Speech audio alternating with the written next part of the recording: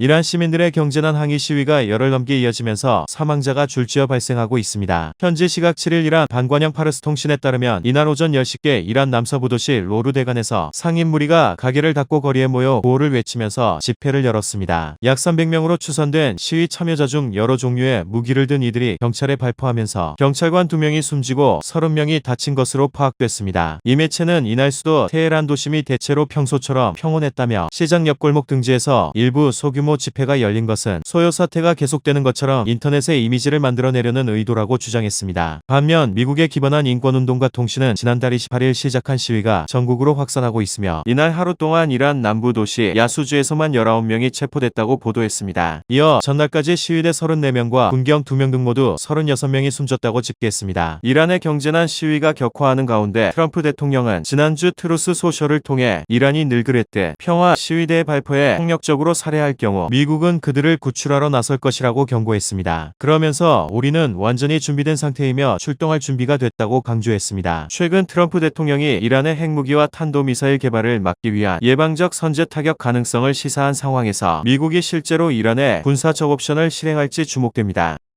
이란에서 화폐가치 폭락과 고물가 등 경제난에 항의하는 시위가 확산하고 있습니다. 닷새 만에 시위대에서 첫 사망자가 발생하는 등 최소 7명이 숨진 것으로 나타났습니다. 특히 수도 테헤란에서 시작된 이번 시위는 전국으로 퍼져나가고 있으며 일부 시위대 사이에서는 정권 종식과 왕정 복귀를 주장하는 목소리도 나오고 있습니다. 현지 시각 1일 이란 반관영 파르스 통신에 따르면 이란 남서부 로르 대관에서 현지 경찰이 시위 주도자를 체포하다가 2명이 사망하고 여러 명이 부상당한 것으로 알려졌습니다. 중부 이스파한주 플라드샤 에서도 경찰이 시위대를 향해 발포하는 과정에서 남성 1명이 사망했다고 AP통신이 현지 관영 매체를 인용해 전했습니다. 경제난에 대한 항의로 시작한 시위는 정권 교체를 요구하는 목소리로까지 이어지고 있습니다. 외신에 따르면 시위대 중 다수는 최고 지도자인 아야톨라 세헤드 알리 하메네이의 통치를 끝내야 한다고 주장했고 일부는 왕정 복귀를 요구하기도 했습니다. 이에 이란 정부는 폭력을 동원한 진압에 나섰습니다. 현지 SNS에 공유된 영상에서는 진압대의 발포 이후 시위자들이 총에 맞고 바닥에 쓰러진 모습이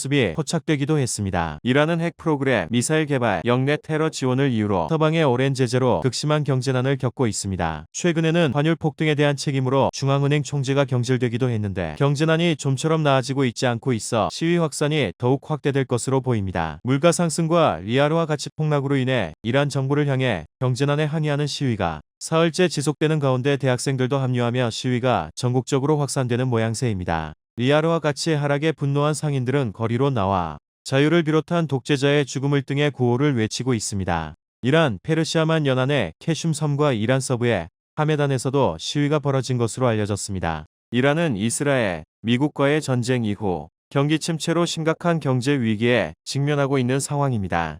여기에 리알화 통화 가치의 하락으로 인해 심각한 인플레이션을 초래했습니다. 리알화는 이스라엘과의 전쟁 이후 약 60% 가까이 화폐 가치가 폭락했습니다. 이란 사법부는 환율 변동 책임자를 신속히 처벌하라고 지시했으며 마수드 페제시키안 대통령은 통화 가치 폭락의 책임을 물어 중앙은행 총재를 경질했습니다.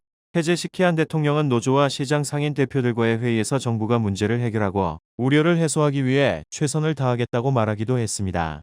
이를 두고 CNN은 이란이 총체적으로 위기에 빠졌지만 86세에 병약해진 아야톨라 알리 하메네이 최고 지도자가 아무 결정도 내리지 못하고 기존 강경 노선만 반복하고 있다고 지적했습니다.